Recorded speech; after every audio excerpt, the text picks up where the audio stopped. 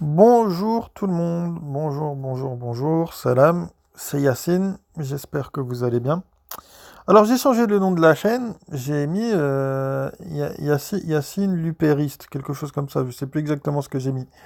Euh, Pourquoi? Parce qu'en fait, nous sommes le 17 mai 2019 et j'ai adhéré à l'UPR le 17 mai 2013.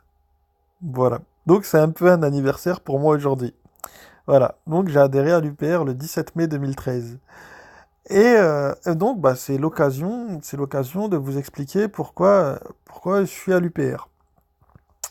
Alors je suis à l'UPR pour diverses raisons. La première d'entre elles, c'est parce que l'UPR, quand je les ai découverts, quand j'ai découvert François Asselineau, à l'époque, je crois on était quoi, on était à peu près même pas 300 adhérents. C'est même pas 300, je crois, même pas 300. Euh, Dans le Nord, je suis le troisième adhérent du Nord. Je suis le troisième adhérent du Nord. Quand j'ai découvert l'UPR et François Asselineau, bah, j'ai découvert quelqu'un de simple, de super cultivé. Franchement, j'étais impressionné par son intelligence et sa culture générale. Et surtout, j'ai découvert quelqu'un qui me prenait pas pour un con. Voilà. Euh, c'est ça en fait. Ça a été ça en fait qui m'a marqué chez lui, c'est que euh, quand j'ai discuté pour la première fois avec François Asselineau, on a parlé de plein de sujets. Je me souviens, c'était dans un café, dans un petit café. On était quatre. Il y avait moi, Eric, quelqu'un, enfin qui était à l'époque responsable du département, moi, Eric, quelqu'un d'autre qui s'appelle Ulrich, et voilà. Et moi j'étais le troisième. J'étais le troisième adhérent du Nord. Et donc, voilà, pour la première fois, je rencontrais donc ce mec que j'avais vu sur Internet, sur YouTube, qui est François Asselineau. Et donc, on a discuté de plein de choses. On a parlé de politique, on a parlé de religion, on a parlé philosophie, on a parlé économie, on a parlé droit, on a parlé de plein de choses. Plein de choses. Plein de choses. Et moi, j'avais mon téléphone, et à un moment, Asselineau, il a dit un truc, je sais plus ce qu'il avait dit, je sais plus c'était par rapport à quel sujet. Je prends mon téléphone et je vais vérifier dans mon téléphone ce qu'il raconte. Et c'était vrai, mais mais en plus que ça soit vrai, c'était mais d'une précision mais extraordinaire quoi. Euh, je me suis dit ouais non, non mais ce mec-là il est monstrueux en fait. Ce mec-là il est monstrueux. Quand j'ai discuté avec lui, voilà, je me suis dit c'est bon, je pense pas m'être trompé en adhérant à l'UPR. Parce que je vous cache pas qu'au début, je pensais avoir fait une connerie. Je pensais plus avoir adhéré à une secte qu'à autre chose. Non, mais finalement, non. Finalement, non. Et donc, voilà. Donc, après cette discussion avec François Asselineau, donc c'était la première fois que je le rencontrais. C'était la première fois que je le rencontrais. Voilà. Je dis, c'est franchement, voilà, c'est nickel. Ensuite, j'ai continué et tout. Enfin, voilà, j'étais pas très actif jusqu'aux élections européennes de 2014. Là, j'ai commencé à militer et à débattre avec les gens d'autres partis.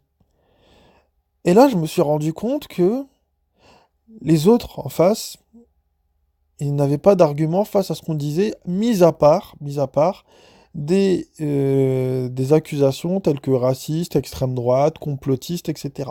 Bien.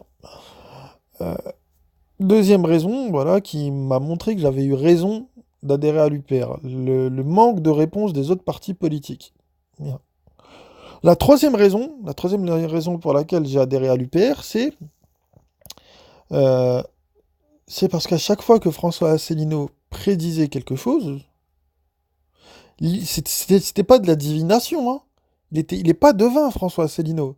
C'est juste qu'il connaît les traités. Bah, à chaque fois qu'il se passait quelque chose ou qu'il allait se passer quelque chose, ça se passait. Ça se passait parce qu'il savait, parce qu'il maîtrise le sujet. Il sait de quoi il parle. Il sait de quoi il parle. Mm. Ouais, c'était un truc de fou, hein. C'était un truc de fou. Ouais. D'ailleurs, contrairement à beaucoup, parce que beaucoup ont adhéré à cause de la conférence sur l'histoire de France. Moi, c'est pas la conférence sur l'histoire de France, moi, qui m'a fait adhérer à l'UPR. Moi, la conférence qui m'a fait adhérer à l'UPR, je crois, qui gouverne la France. Je crois. Je crois que c'est celle-là. Je crois que c'est celle-là. Je suis plus tout à fait sûr parce que ça remonte, mais, euh, mais c'est plus, voilà. C'est celle-là. Je crois que c'est celle-là. Voilà. Et l'un des plus grands honneurs qui m'a été fait, d'ailleurs à l'UPR, c'est quand avec Eliès, s'il écoute, big up à lui, c'est quand Eliès a fait venir François Asselineau à ma fac, à la fac de droit, à Lille. Et que donc j'ai été voir divers professeurs pour leur dire comme quoi il y avait François Asselineau qui venait ici dans la fac à Lille et qu'il allait parler des traités européens. À l'époque, je faisais une matière qui était optionnelle. Cette matière, s'appelait les grandes idées européennes. Bien. Bon, je vous cache pas, c'était que de la propagande. Euh, donc moi je me suis dit, bah écoute, j'ai été voir cette prof et je lui dis, bah voilà, c'est l'occasion d'aller voir ce qu'un politicien qui est expert des traités européens en dit. Donc la prof, elle est venue dans l'amphi, elle est restée 3 ou 4 minutes, elle est partie. Elle est partie, elle a pas tenu. J'avais aussi invité un professeur de droit constitutionnel, avec qui je m'entends encore d'ailleurs très bien aujourd'hui, qui est Monsieur Robert Anicotte. Pareil, il est venu, il est resté 15-20 minutes, il est parti.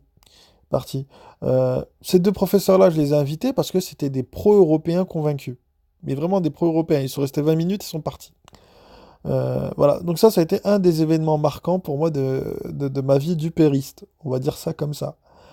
Mais regardez, honnêtement, je mets quiconque au défi de montrer un truc faux qu'Asselineau a dit. Une seule fake news, il n'y en a pas. Il n'y en a pas. Il n'y en a pas. Et donc, enfin voilà quoi, il y a tout. Il y a tout à l'UPR. Donc, déjà, il y a les compétences. Les compétences. Regardez les gens qui sont à l'UPR. Vincent Brousseau, qui a travaillé à la Banque Centrale Européenne.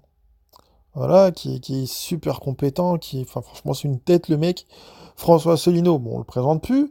Vous avez Charles-Henri Gallois, qui est un jeune homme euh, qui en matière économique est ultra compétent aussi. C'est des spécialistes de leur domaine. En matière d'éducation, c'est une professeure, c'est une professeure, je crois, qui enseigne en BTS, qui en parle très bien. Enfin bref, il n'y a que des gens compétents dans leur domaine, contrairement aux autres partis. Je sais pas, moi, regardez à la France Insoumise. La France Insoumise, ils ont mis une candidate qui est, comment dire, qui est experte, soi-disant, en évasion fiscale. Malgré son expertise, elle n'a pas compris, la meuf, que c'est à cause de notre appartenance à l'Union européenne qu'il y a de l'évasion fiscale. Alors que Asselineau l'a très bien expliqué, voilà, pourquoi il y avait de l'évasion fiscale. C'est notamment à cause de la liberté de circulation des capitaux. Voilà, donc c'est ça qui génère l'évasion fiscale. Voilà. Et donc cette fille-là, apparemment, elle a dû louper l'article 63 du traité. Mais bon, c'est pas grave, c'est pas grave. Mais bon, voilà. Donc en gros, voilà, ce qui est attirant à l'UPR, c'est la compétence. La compétence et la qualité des analyses. Voilà.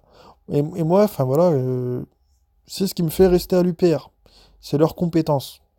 C'est des gens compétents, c'est des gens intelligents, et surtout, ils nous prennent pas pour des cons et ils s'adressent à notre intelligence. Et ça change des autres. Parce que je suis désolé, regardez les autres, ils s'adressent à nous comme si on était des gamins.